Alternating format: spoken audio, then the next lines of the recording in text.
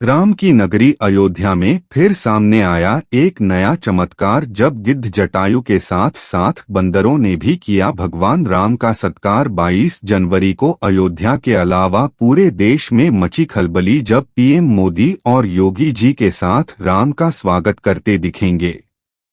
बजरंगवाली तो अयोध्या में क्यों पहुंच रहे हैं? सैकड़ों तादाद में भालू और बंदर आखिर कहां से आ रहे हैं? यह बंदर क्या यह राम मंदिर के दर्शन के लिए आ रहे हैं या फिर कुछ और ही मसला है? दोस्तों, सब जानते हैं कि 22 जनवरी के दिन भारतवर्ष के लिए ऐतिहासिक दिन होने वाला है, क्योंकि इस दिन भगवान राम अपनी नगरी अयोध्या में वापस लौटने वाले हैं।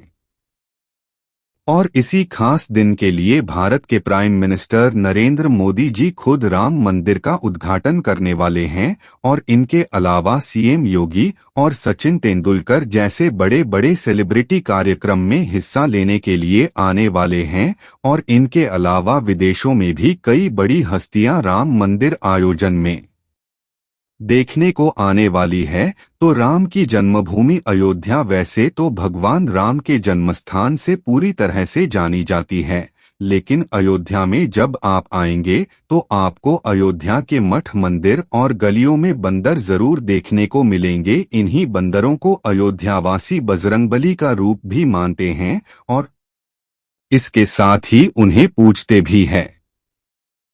लेकिन दोस्तों, इसी बीच फिलहाल में कुछ बंदरों का एक साथ राम मंदिर में आना किसी आश्चर्य से कम नहीं है।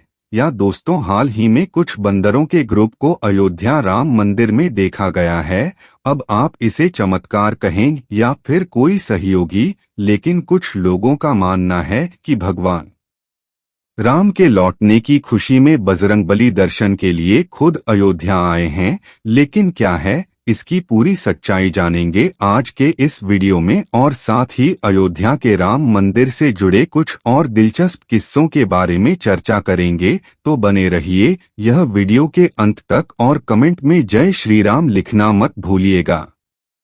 वीडियो में आगे बढ़े उससे पहले अगर आप एक सच्चे हिंदू हैं तो सब्सक्राइब करें इस चैनल को और बेल नोटिफिकेशन को ऑयल पर लगाएं ताकि कोई भी वीडियो में ना हो। तो वैसे तो कलयुग में हनुमान जी को राजा माना जाता और बंदर को हनुमान जी का स्वरूप राम नगरी में प्राचीन काल से यह परंपरा चली आई है कि कोई भी प्राणी भूखा नहीं सोना चाहिए, इसलिए जगह जगह भंडारे चलाए जाते हैं। तो वहीं इस रामनगरी में बंदरों का भी आदर सत्कार किया जाता है। बंदरों के लिए भोजन की व्यवस्था अनेक जगहों पर होती है। बता दें कि श्री राम नगरी में बंदरों की तादाद के इलाकों में है। दोस्त, 22 जनवरी 2024 को अयोध्या नगरी में प्राण प्रतिष्ठा होने वाली और इसमें मुख्य रूप से 5 लोगों की भागीदारी रहेगी। खबर आ रही कि इसमें प्रधानमंत्री मोदी जी, गृहमंत्री अमित शाह और आनंदी पटेल रहेंगी और साथ में धार्मिक मान्यताओं का पोषण करने वाले वैदिक गुरुओं को भी शामिल किया जाएगा। अयोध्या इस वक्त विश्व का मानक बना हुआ है। अब इस वक्त वैश्विक स्तर पर लोग अयोध्या को देखने के लिए इंटरेस्टेड हो रहे हैं। आपकी जानकारी के लिए बता दें कि इस वक्त गिद्धों का विशाल समूह अयोध्या के मिल्कीपुर में पहुंच चुका है। जानकारी के मुताबिक दर्जनों बार गिद्धों का झुंड देखने को मिल रहा है। भगवान राम अब महल में विराजमान होंगे। इसका स्वागत समारोह में जटायु सम्मिलित होकर अपनी सहभागिता सुनिश्चित करेंगे। दोस्त, भगवान श्री राम के चाहने वालों की श्रद्धा इतनी ज्यादा है कि देश विदेश से अब भी श्रद्धालुओं का उमड़ना शुरू हो गया है। अब कुछ दिनों बाद यहाँ राम लल्ला अपने भव्य मंदिर में विराजमान हो जाएंगे। इस अवसर पर गवाह बनने के लिए हर आदमी से लेकर खास आदमी तक अयोध्या पहुँचने की प्लानिंग में जुटे हुआ है। फिलहाल लोग यहाँ रेलगाड़ी या फिर किसी भी वाहन से पहुँच रहे हैं। वहीं कुछ लोग जल्दी से शुरू होने वाले मर्यादा पुरुषोत्तम भगवान राम एयरपोर्ट के जरिए इस भव्य राम मंदिर की प्रतिष्ठा समारोह में पहुँचने की तैयारी कर रहे हैं। यहाँ तक कि कुछ लोग तो अभी से भगवान राम के दर्शन के लिए पैदल यात्रा पर निकल चुके हैं, तो अयोध्या नगरी में विराजमान होने वाले हमारी आस्था के प्रतीक श्री राम के दर्शन के लिए आपकी क्या प्लानिंग है,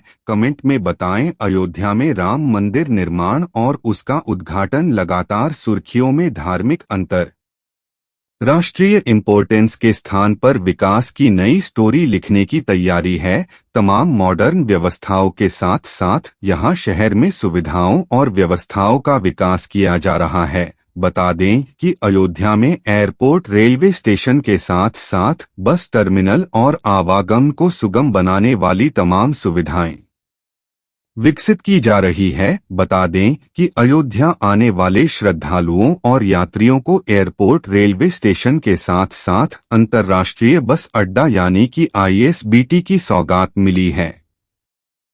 कई फेज में इसे विकसित किया जाएगा या दूसरे राज्यों से आने वाले यात्रियों के लिए तमाम जरूरी सुविधाएं भी मिलने वाली आवागमन को सुविधाजनक बनाने के लिए यात्री सहायता केंद्र, रैन बसेरा, प्रतीक्षालय जैसे सुविधाएं विकसित की गई है। Uttar Pradesh road transport corporation के अधिकारियों के हवाले से आई एक रिपोर्ट में बताया गया है कि आगरा जैसे मुख्य पर्यटक स्थल से अयोध्या आने के लिए विशेष बस सेवा की शुरुआत भी की गई है। अयोध्या को श्रद्धालुओं को अनोखा अनुभव देने के लिए कुंभ में प्रवेश करने वाले श्रद्धालुओं की 3 सिटी भी बनाई जाएगी। अयोध्या में बंदरों की संख्या का यदि ऐसे में 15,000 लोगों की क्षमता वाली 3 सिटी बनाने का फैसला किया गया है। टेंट कपड़े के बदले 3 से बनाए जाएंगे ये सारे शेल्टर होम। 50 एकड़ में फैली 3 सिटी में 45 लोगों की क्षमता वाले 1500 कमरों का भी इंतजाम किया गया है। अयोध्या में 3 सिटी श्री राम जन्मभूमि तीर्थ क्षेत्र ट्रस्ट बनवा रहा है। कारसेवकपुरम और मरीज ग्राम छावनी में टेंट सिटी बनाई जाने वाली है। दोनों को मिलाकर लगभग 3000 लोग के रहने का इंतजाम होगा। बता दें कि श्री राम मंदिर के समारोह में शामिल होने के लिए राम मंदिर ट्रस्ट ने क्रिकेटरों, उद्योगपतियों और अभिनेताओं जैसी कई हस्तियों को निमंत्रित किया है। सम्मानित अतिथियों की सूची में कई परिवार भी शामिल है, जो दुनिया भर के 50 विदेशी देशों के प्रतिनिधि हैं। साथ ही गौतम अडानी, रतन टाटा, अरुण गोविल, दीपिका, योगी आदित्यनाथ, बाबा रामदेव, मोहन भागवत जैसे कई सेलिब्रिटीज भी शामिल होंगे। राम भूमि ट्रस्ट ने इस महत्वपूर्ण अवसर के लिए 3000 VIP और 4000 संतों सहित लगभग 7000 लोगों को आमंत्रित किया है। उद्घाटन समारोह में राजनेताओं, सभी 4 शंकराचार्य, मशहूर हस्तियों, क्रिकेटरों, पुजारी, अन्य धार्मिक नेताओं सहित विभिन्न क्षेत्रों की कई हस्तियों को शामिल किया गया है।